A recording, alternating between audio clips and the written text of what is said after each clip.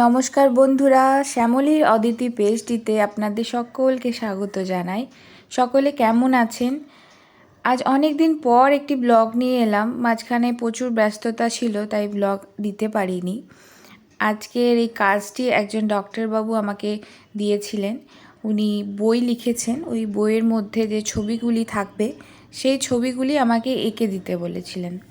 তো আমি তার কিছু ছবি পাঠানো ছিল, সেখান থেকে দেখে দেখে এঁকেছি। প্রায় 100টি মতো ছবি উনি আমাকে পাঠিয়েছিলেন এবং সেই ধরে ধরে সেই ছবিগুলোই বানিয়েছি।